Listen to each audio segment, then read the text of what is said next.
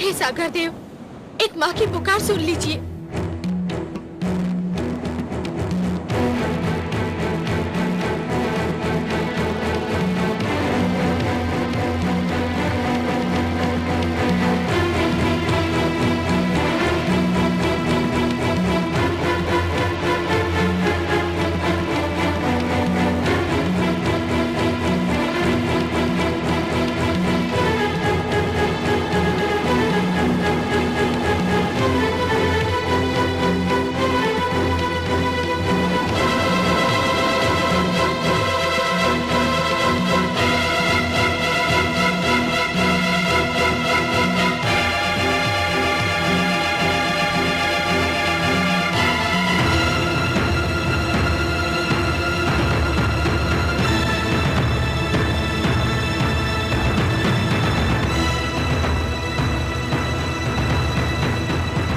भगवान सर्वशक्तिमान, अनर्थ हो गया है।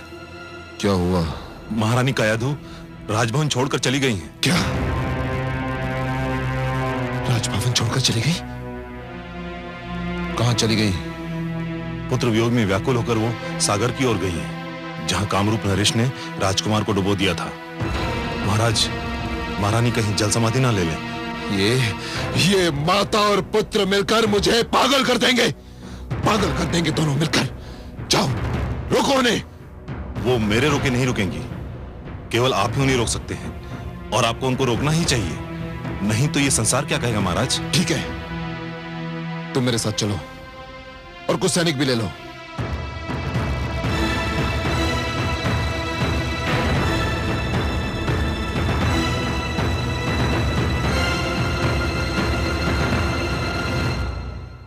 देवी, यह बालक तो जागने का नाम ही नहीं लेता। कब से सो रहा है? भला कब तक सोता रहेगा ये? बालपन की नींद है स्वामी, सो लेने दीजिए। आयु बढ़ती है, जीवन की चिंताएं और समस्याएं घेर लेती हैं, तब ऐसी नींद बहुत याद आती है। लोग तो तरस जाते हैं ऐसी नींद के लिए। आप सत्य कहती हैं देवी, पर बहुत सो चुका ये। अब इसे जागना होगा। कम से कम जागकर ये तो देखे कि इसके ननिहाल में इसका आदर सत्कार कैसा हुआ। मुझे खेद है पिताश्री। प्रणाम पिताश्री। प्रणाम माते। पिताश्री, मुझे खेद है कि आप अपने नाती का और अधिक आदर सत्कार नहीं कर पाएंगे। क्यों पुत्री? क्योंकि इसकी माता इसके वियोग में तड़प रही है। पुत्र प्रहलाद को उसके पास लौटने में और अधिक विलंब हुआ तो वो अपने प्राण त्याग देगी।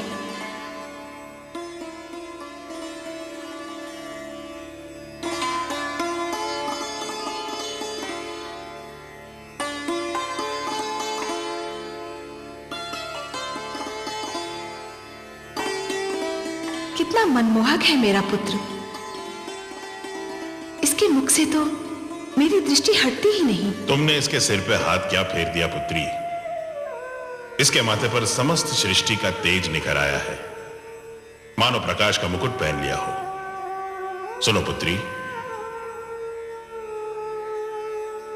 तुम स्वयं जाके इस बालक को इसकी माता को सौंप दो। नहीं पिताश्री, पुत्र प्रहलाद को आपकी गोद में फेंका गया था। कयाधु भी इसे आप ही से मांग रही है। दुख से बिलखती इसकी माता को आप अपने हाथों से लौटाएंगे तो उसके हर्ष की कोई सीमा नहीं रहेगी। आप ही इसे ले जाइए। तुम कहती हो पुत्री, तो मैं ही इस बालक को इसकी माता को सौंप दूंगा।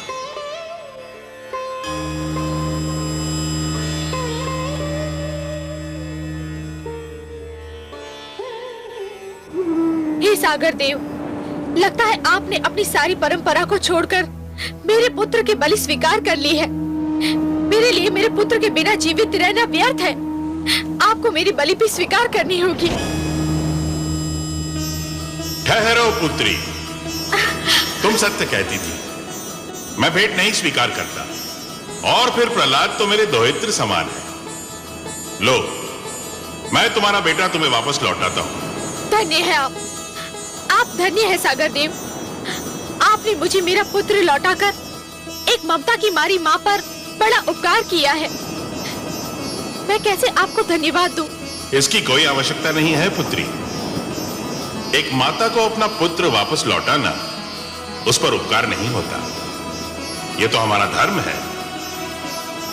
हां, एक माता से उसका पुत्र छीन लेना अवश्य ये जघन्य अपराध है।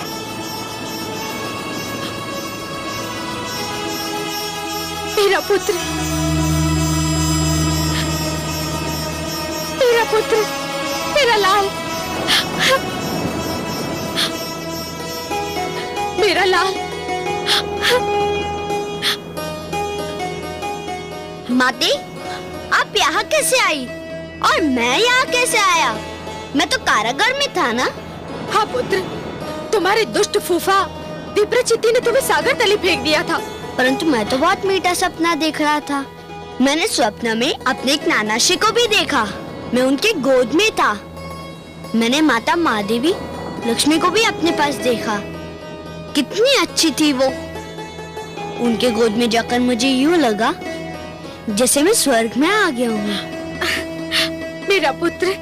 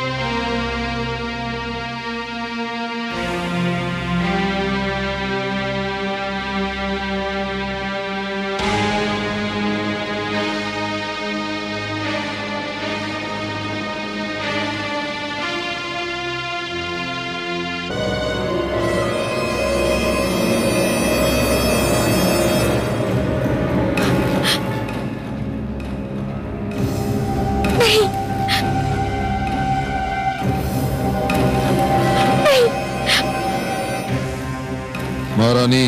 नहीं। प्रणाम पिताश्री। दुष्ट, तुझसे पर्वत की ऊंचाई हार सकती है, अग्नि का ताप हार सकता है, समुद्र की गहराई हार सकती है, किंतु मैं तुझसे हार नहीं मानूंगा, कदापि नहीं मानूंगा। सैनिकों, पकड़ से। रुक जाओ सैनिकों। यदि किसी ने मेरे पुत्र को हाथ भी लगाया तो मैं इसके और अपने प्राण एक कर दूंगी। मैं भी महान असुरा तारक के महाबली सेनापति चंबासुर के पुत्र कयादु हूँ। मेरे पास भी मायावी शक्तियाँ हैं। मैंने आज तक इन शक्तियों का प्रयोग नहीं किया, पर यदि कोई मेरे पुत्र के निकट भी आया तो आज मैं भी अपनी शक्ति दिखाकर इस शक्ति का प्रयोग करूंगी। देखते क्या हो, पकड़ लो इस धूर्त को। सावधान, आगे मत बढ़िए दैत्येंद्र, आगे मत बढ़िए। रानी, हट जाइए मेरे मार्ग से। रुक जाओ दैत्येंद्र, नहीं। रुक जाओ। प्रणाम गुरुदेव। गुरुदेव, आपने बहुत देर कर दी। आप होते तो मेरे साथ इतना बड़ा अनर्थ ना होता गुरुदेव। आपके ना होने से मेरे साथ क्या क्या ना हुआ। मेरा पुत्र मेरा सबसे बड़ा बैरी बन गया। मेरा उत्तराधिकारी मेरा महानतम विरोधी बन गया गुरुदेव। मैं जानता हूं दैत्येंद्र, मैं सब जानता हूं। तुम चिंता मत करो, अब मैं लौट आया हूं,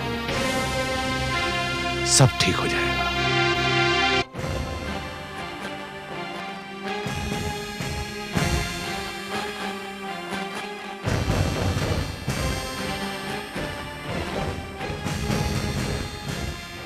प्रणाम दैत्य गुरु। यशस्वी भव।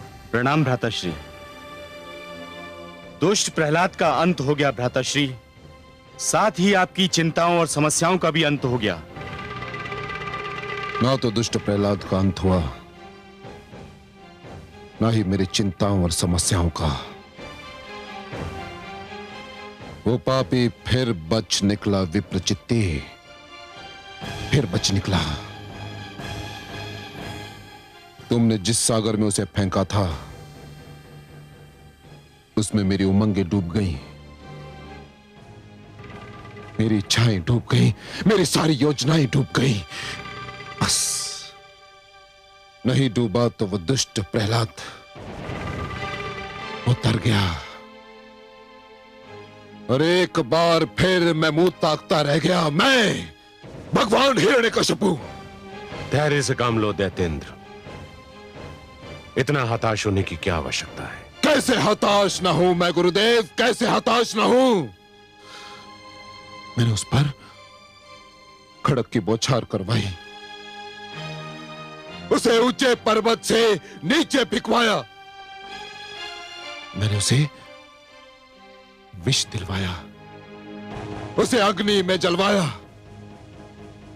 और अब जब विप्रचित्त ने उसे मारना चाहा, परंतु वो दुष्ट ऐसे कठोर प्राण लेकर जन्मा है कि मरने का नाम ही नहीं लेता। मैं कहां तक धैर्य रखूं गुरुदेव, कहां तक धैर्य रखूं? यह सब इसलिए हुआ था कि मैं यहां नहीं था। संभवतः मैंने तब पर जाकर भूल की थी, परंतु अब मैं लौट आया हूं। अब प्रहलाद को मेरे हाथों में सौंप दो, मैं उसे संभाल लूंगा। मैं तो समझा था तुम दोनों मेरे योग्य शिष्य सिद्ध होगे, मेरी अनुपस्थिति में गुरुकुल को संभाल लोगे, परंतु तुम दोनों सर्वथा अयोग्य निकले। सब अनर्थ हो गया। हम क्या करते पिताश्री? राजकुमार प्रहलाद। प्रश्न प्रहलाद का नहीं है, प्रश्न है गुरुकुल के शेष विद्यार्थियों का। प्रहलाद तो राजकुमार है, परंतु तुम तो साधारण शिष्यों को भी नियंत्रण में नहीं रख सके। राजकुमार प्रहलाद ने विद्रोह की ऐसी ज्वाला फैलाई कि हम विवश हो गए। धिक्कार है तुम पर। मैंने तुम्हें कृत्या क्रिया किस दिन के लिए सिखाई थी? तुम्हें कृत्या का प्रयोग करना चाहिए था। कृत्या अगर प्रकट हो गई तो राजकुमार को मार डालेगी पिताश्री। और यदि प्रहलाद जीवित रह गया तो समस्त असुर लोक मारा जाएगा। जाओ प्रहलाद को गुरुकुल में आने का संदेश दो। किंतु गुरुदेव, इतना सब घट जाने के उपरांत क्या महारानी कयाधु अपने पुत्र को हमारे साथ आने भी देंगी? मैं महारानी कयाधु को अच्छी तरह से जानता हूं। वो पुत्र की शिक्षा के नाम पर कोई भी बलिदान कर सकती है। जाओ उनसे कहो कि मैंने प्रहलाद को गुरुकुल में शिक्षा के लिए बुलाया है। जो आज्ञा गुरुदेव।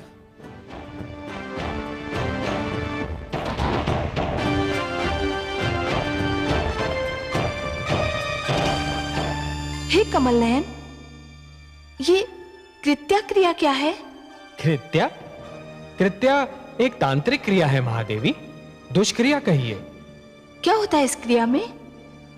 इस क्रिया में तंत्र विद्या की सहायता से एक राक्षसी को जन्म दिया जाता है और वो राक्षसी उस व्यक्ति को मार देती है जिसे मारने के लिए उसे जन्म दिया गया हो। हाय मेरा पुत्र। हे कमल नयन, कोई सीमा भी है इन दुष्टों के अत्याचार की? हर जतन तो करके देख लिया इन दुष्टों ने मेरे पुत्र को मारने का, इनके मन को शांति नहीं मिली। महादेवी, जिस प्रकार नरक में चाहे जितने पापी डाल दीजिए पर नरक का पेट नहीं भरता, उसी प्रकार दुष्ट जन चाहे जितने दुष्कर्म कर लें उनका भी मन नहीं भरता। परंतु हे सर्वेश्वर, क्या इस कृत्या क्रिया का कोई तोड़ नहीं है? है महादेवी, अवश्य है। कृत्या क्रिया का तोड़ स्वयं उसी क्रिया में निहित है। अर्थात? महादेवी, इस क्रिया द्वारा जिस राक्षसी को जन्म दिया जाता है, यदि वो राक्षसी अपने लक्ष्य को मारने में असफल हो जाए तो उन्हीं लोगों की हत्या कर देती है जिन्होंने उसे जन्म दिया था। मेरी कामना है कि ऐसा ही हो। महादेवी, यदि आपकी कामना विधाता के लेख से मेल खाती हो तो वो अवश्य पूरी होगी। भ्राता मर्ग, पिताश्री तो बहुत रुष्ट हैं। यह सब राजकुमार प्रहलाद का किया धरा है भ्राताशण। उन्हीं के कारण हमें यह फटकार सुननी पड़ रही है। और पिताश्री का क्रोध तो तुम जानते ही हो, एक बार चढ़ जाए तो उतरने का नाम ही नहीं लेता है। मेरे मन को पिताश्री का क्रोध शांत करने का एक उपाय सूझा है। क्या? देखो भ्राता मर्ग, यदि हम राजकुमार प्रहलाद को गुरुकुल लाने से पहले मार्ग में हाथी के पैरों तले कुचलवा डालें तो पिताश्री को बहुत प्रसन्नता होगी और उनका क्रोध भी शांत हो जाएगा। वैसे मैंने इसका प्रबंध भी कर लिया है। तुम भी विचित्र बात करते हो भ्राताशरण। अरे पहले महारानी कयाधु को उसे हमारे साथ गुरुकुल ले जाने की अनुमति तो दे लेने दो। अकारण अंधकार में बाण फेंके जा रहे हो। चलो अब।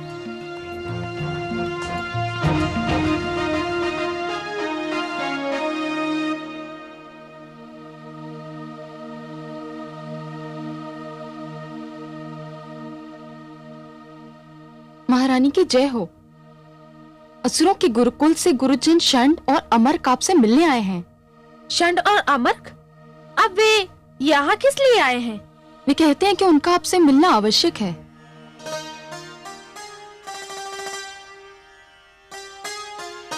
ठीक है, बुलाओ उन्हें।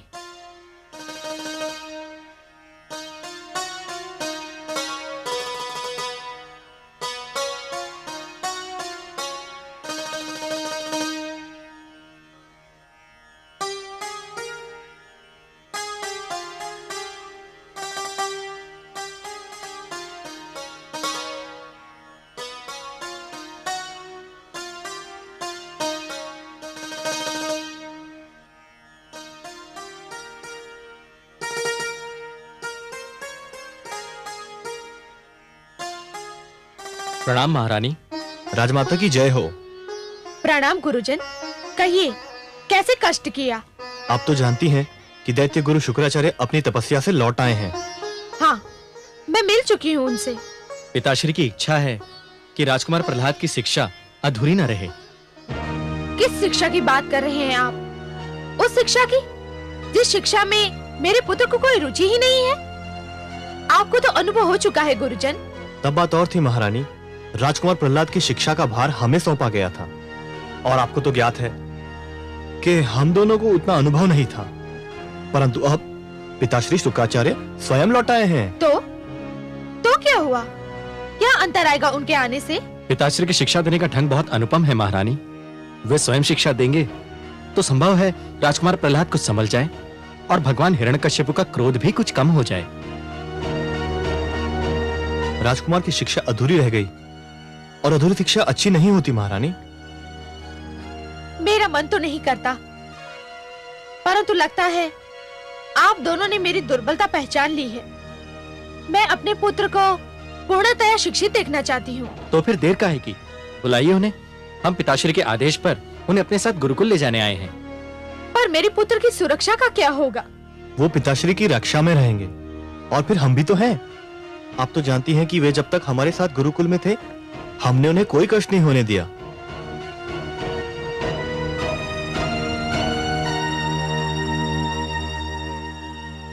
पुत्र प्रहलाद,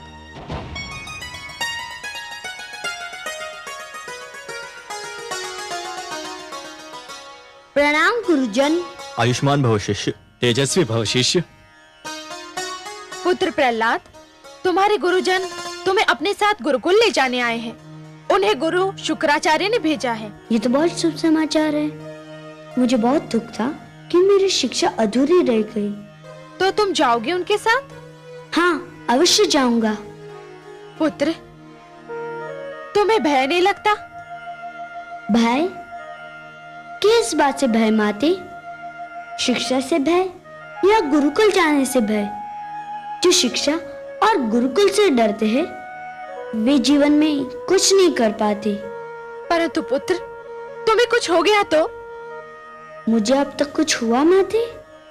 आप चिंता ना करें, मुझे कुछ नहीं होगा। मुझे जाने की अनुमति दीजिए।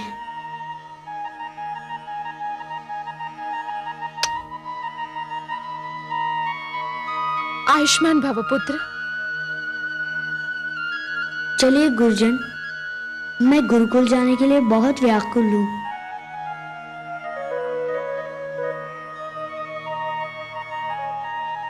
तुम्हारा आशीर्वाद है मेरे साथ। विश्वास करो, मुझे कुछ नहीं होगा। जाओ पुत्र।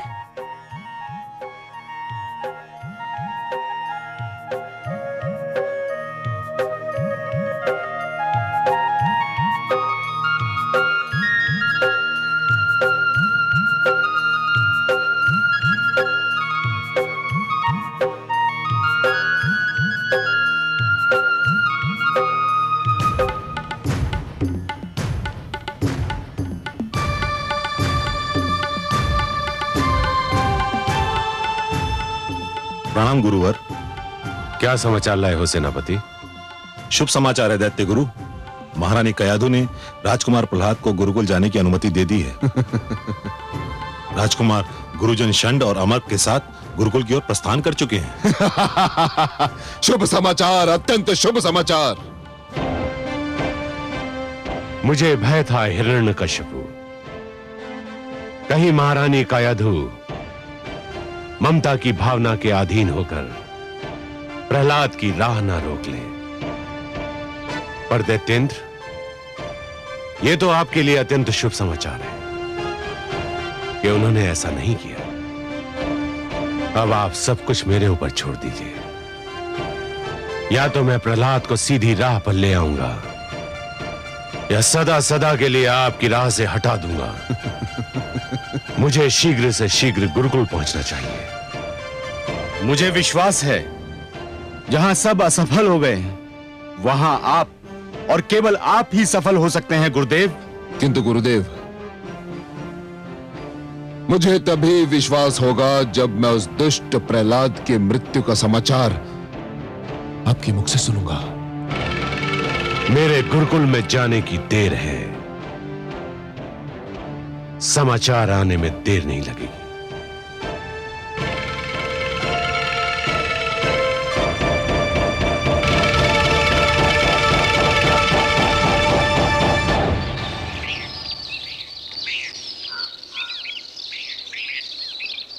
गुरुजन, आपने माताश्री को मनाकर मुझ पर बड़ा उपकार किया है।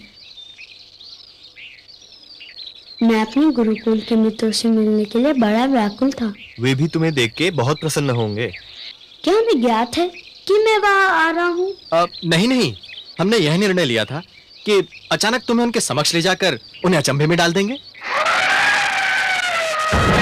अरे, ये आवाज कैसी? हाँ, शिष्य प्रहलाद, तुम यही ठहरो, हम देख के आते हैं कि ये हाथी कहां से आ रहा है। आओ भ्राता अमर। हाँ, यही ठहरना।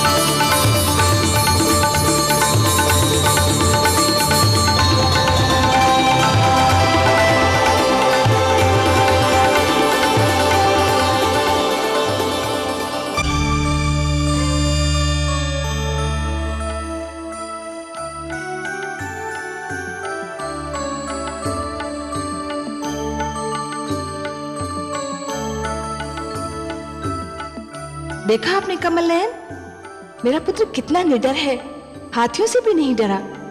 उनके समक्ष डटा रहा, वे ही सिर झुकाकर चले गए। महादेवी, आपके पुत्र का ईश्वर पर इतना अडिग विश्वास है कि उसने मृत्यु से भयभीत होना छोड़ दिया है। वो जानता है कि उसका जीवन और उसकी मृत्यु दोनों ही ईश्वर के हाथों में है। उन हाथियों के भारी भारी पैरों तले नहीं, आपने सत्य कहा कमल नयन। मृत्यु से क्या भयभीत होना, वो तो एक दिन आकर ही रहेगी। किंतु मृत्यु के भय से जीवन का सुख चैन खोना मूर्खता है, और ये भेद मेरे पुत्र ने जान लिया है। यूं भी उसने इतनी यातनाएं झेली हैं कि अब उसके लिए मृत्यु अर्थहीन हो गई है। इसीलिए तो उसने मृत्यु से भयभीत होना छोड़ दिया है। महादेवी, जो मृत्यु से डरते हैं वो जीवन जीने के लिए सिद्धांतहीन समझौते करने लगते हैं, और ऐसा सिद्धांतहीन जीवन मृत्यु से भी बुरा होता है। महादेवी, इतिहास साक्षी है कि जीतते तो वही हैं जो मृत्यु के भय पर विजय पा लेते हैं, और सिद्धांतहीन जीवन जीने वाले तो कायर होते हैं। महादेवी, जैसे ये षंड और अमर्क, मुझे तो इनकी कायरता पर हंसी आ रही है। गुरुशान, गुरु अमर्क, कहाँ है आप?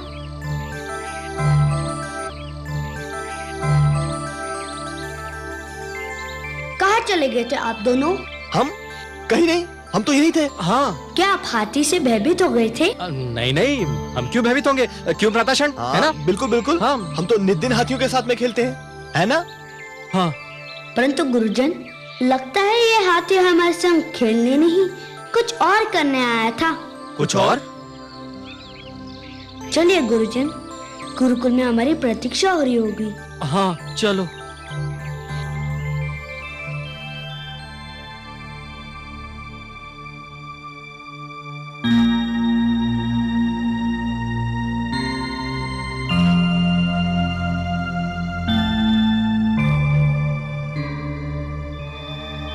प्रणाम पिताश्री। प्रणाम गुरुदेव।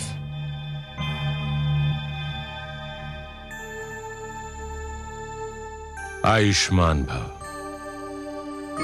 तुम दोनों बाहर जाओ पुत्र,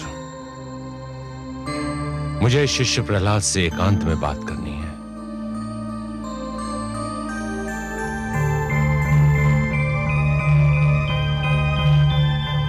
शिष्य प्रहलाद, प्रसन्नता हुई तुम्हें देखकर।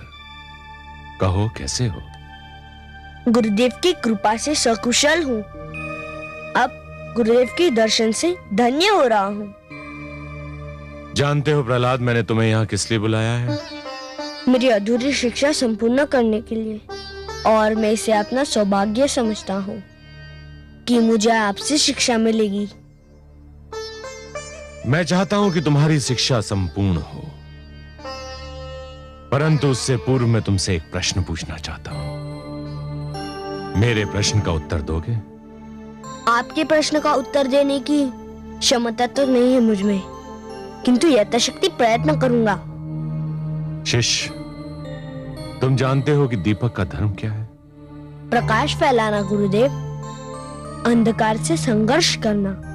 संतान को भी कुल दीपक कहा जाता है, जानते हो? जानता हूं गुरुदेव। जानते हो तो फिर अपने कुल के लिए ऐसा दीपक क्यों बने हुए हो जो प्रकाश के स्थान पर अंधकार फैला रहा है, उनके कष्ट का कारण बना हुआ है। हे गुरुदेव, मैंने किसको कष्ट दिया? किसको कष्ट नहीं दिया? अपने गुरुजन को कष्ट दिया, अपने पिता को कष्ट दिया, अपनी माता को कष्ट दिया, और उससे बढ़कर अपने आप को कष्ट दिया। तुम्हें कटारों की तेज धार पर रख लिया गया, पर्वत से गिराया गया, विष पिलाया गया, नागों के बीच छोड़ दिया गया, अग्नि में जलाया गया, सागर में डुबोया गया।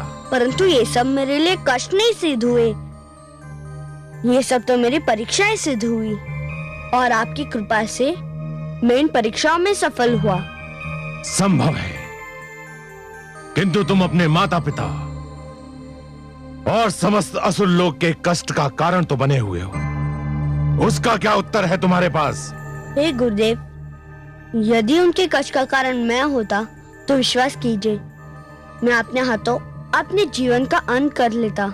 परंतु ये सत्य आप भी जानते हैं और मैं भी जानता हूँ कि उनके कष्ट का कारण मैं नहीं हूँ। तो कौन है उनके कष्ट का कारण? मेरे प्रश्न का उत्तर दो प्रहलाद। मैं नतमस्तक होकर आपसे क्षमा याचना करता हूँ गुरुदेव, परंतु आपने मुझे उत्तर देने का आदेश दे ही दिया है, तो मेरा उत्तर भी सुन लीजिए।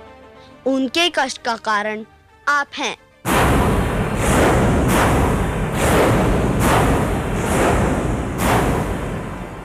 मैं? हाँ, हे गुरुदेव, आप मुझे क्षमा कीजिए, किंतु आपने अपना गुरुधर्म बुलाकर सबको कष्ट में डाल दिया। क्या बक रहा है धूर्त? मैंने अपना गुरु धर्म बुला दिया है? कैसे? हे गुरुदेव, आपने अपने अहंकार के वश देवताओं और असुरों के बीच मतभेद की दीवार खड़ी कर दी। प्रहलाद! सत्य कड़वा होता है गुरुदेव, परंतु क्या ये सत्य नहीं कि आपने अपने पद की रक्षा के लिए असुरों को देवताओं से लड़ा दिया? आपको हर पल अपने अपमान का ध्यान रहा, हमारे कल्याण का नहीं। आप स्वयं व्रत करते हैं पर असुरों को व्रत करने से रोकते हैं। आप स्वयं तप करते हैं पर असुरों से कहते हैं कि वे दूसरों का तप भंग कर दे। आपने शिक्षा को विभाजित कर दिया है। अपने पुत्रों और राजकुमारों के लिए शिक्षा के कुछ और नियम बनाए और साधारण असुर बालकों के लिए कुछ और। हे गुरुदेव, गुरु वो होता है जिसके चरण छूते ही मन में ज्ञान का उजाला फैल जाता है, परंतु आप कैसे गुरु है जो आपके चरण छूता है उसके मन में अहंकार का अंधकार डेरा जमा लेता है। बंद कर ये विषैला प्रलाप। नहीं गुरुदेव, आज सुन ही लीजिए, कह लेने दीजिए मुझे अपने मन की बात। मेरे पिताश्री ने ईश्वर होने की घोषणा कर दी। आप चाहते तो उन्हें रोक भी सकते थे, उन्हें अंधेरों में भटकने से बचा सकते थे, परंतु आपने उन्हें और उकसाया, उन्हें और बढ़ावा दिया, और अब वे इतने दूर जा चुके हैं कि उनका लौटना संभव नहीं। दुष्ट बालक, मेरे मन में तो आता है कि मैं इसी क्षण तेरा गला दबाकर तुझे मार डालूं। तो दबा दीजिए गुरुदेव, आपके हाथों मुझे मृत्यु प्राप्त हुई तो मैं इसे अपना सौभाग्य समझूंगा। अवश्य प्राप्त होगी दुष्ट, अवश्य प्राप्त होगी। मैं तेरे सिर पर काल की छाया मंडराते देख रहा हूं। हट!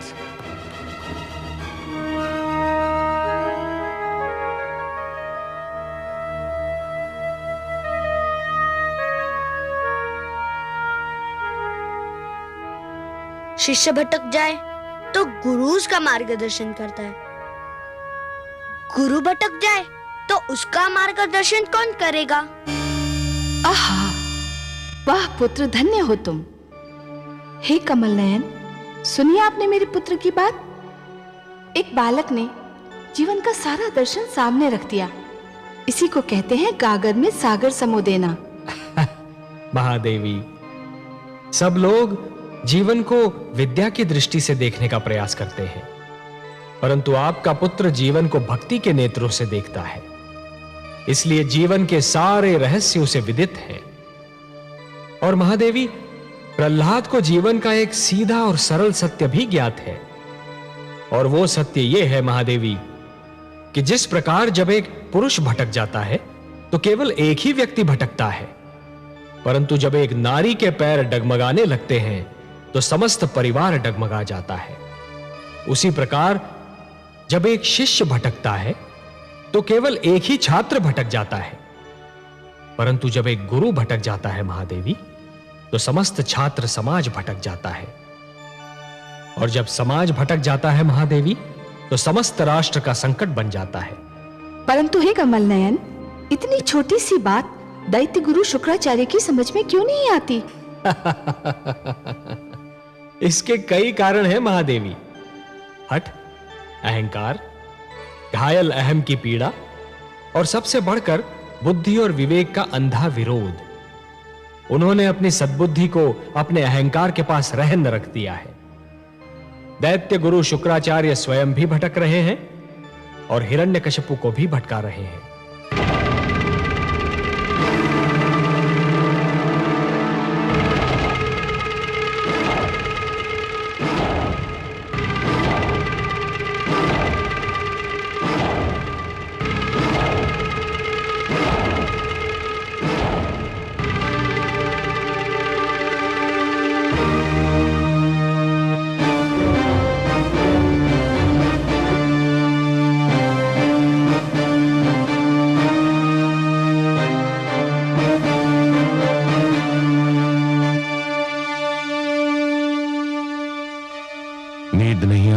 दैत्येंद्र? नहीं गुरुदेव, जब तक वो दुष्ट प्रहलाद जीवित है, मेरी आंखों में नींद कहां? वो मुझे हर पल व्याकुल करता रहता है गुरुदेव। तो समझ लो तुम्हारी व्याकुलता का अंत हो गया। चैन की नींद सो जाओ दैत्येंद्र। अब तुम्हारी निद्रा में कोई विघ्न नहीं डालेगा। मैं समझता था मैं प्रहलाद को समझा लूंगा, उसे सीधी राह पर ले आऊंगा, परंतु यह मेरा भ्रम था। जिसने मृत्यु से मैत्री कर ली हो, उसे जीवन का संग नहीं सुहाता। मैं उसका वध करके ही तुम्हारे पास आता, परंतु वो तुम्हारा पुत्र है, तुम्हारा कुलदीपक है, तुम्हारे शरीर का अंग है। इसलिए मैं तुम्हें यह बताने आया हूं कि मैंने उसका वध करने का निर्णय कर लिया है। सुंदर, अति सुंदर गुरुदेव। हां शिष्य, मैं तुमसे यही कहने आया हूं कि तुम्हारा पुत्र भोर का सूर्य नहीं देख पाएगा। जाओ, चैन की नींद सो जाओ। धन्यवाद गुरुदेव, आपको कोटि कोटि धन्यवाद। मुझे तुम पर गर्व है शिष्य कि तुम असुर लोक के लिए और अपनी प्रजा का धर्म बचाने के लिए अपनी संतान को भी त्याग सकते हो।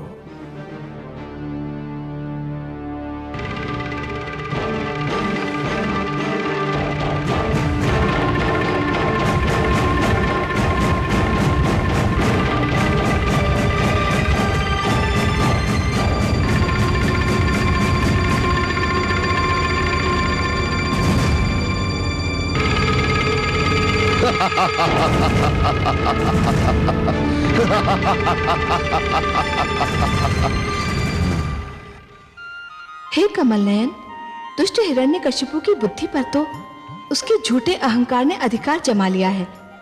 अपने ईश्वर होने के मद में वो कब का भूल चुका है कि वो प्रहलाद का पिता भी है। परंतु दैत्य गुरु शुक्राचार्य को क्या हो गया है? वो तो दो पुत्रों षंड और अमर्क के पिता भी हैं। वो किसी के पुत्र का वध करने की बात कैसे सोच सकते हैं? उनका पितृत्व क्यों खो गया है? क्रोध के कारण महादेवी, क्रोध के कारण। जिस प्रकार अग्नि सूखी लकड़ी को सरलता से जला देती है, उसी प्रकार क्रोध सुंदर भावनाओं को सहजता से भस्म कर देता है। हे नारायण, दैत्य गुरु शुक्राचार्य तो विद्वान है, तो फिर वो ये क्यों भूल गए कि क्रोध विवेक का शत्रु है? उसे भूलने का कारण है उनका मुझसे वैर। वो मेरे विरोधी हैं, इसलिए मेरा विरोध करने की धुन में वो विवेक तो क्या स्वयं को भी भूल गए हैं। मेरा विरोध करने की भावना उनकी विद्वत्ता पर भारी पड़ चुकी है महादेवी। और अब दैत्य गुरु शुक्राचार्य कोई भी सीमा पार कर सकते हैं। आश्चर्य है, क्या दैत्य गुरु शुक्राचार्य ये भी नहीं जानते कि सीमा से अधिक विरोध अपने ही दुख का कारण बन जाता है? नहीं जानते महादेवी, दुर्भाग्य से वो इस सत्य को नहीं जानते, पर अतिशीघ्र जान जाएंगे। दैत्य गुरु शुक्राचार्य जिस पथ पर पग धरने जा रहे हैं, वहां उन्हें अश्रु और रक्त की धाराओं के अतिरिक्त और कुछ नहीं मिलेगा। भूले अपना धर्म जब गुरु बैरी बन जाए, मिटे उजाला ज्ञान का अंधियारा छा जाए। वह विद्या विद्या नहीं, वह है बुद्धि विकार, जो भटकाए राह से दे जो बुरे विचार। जा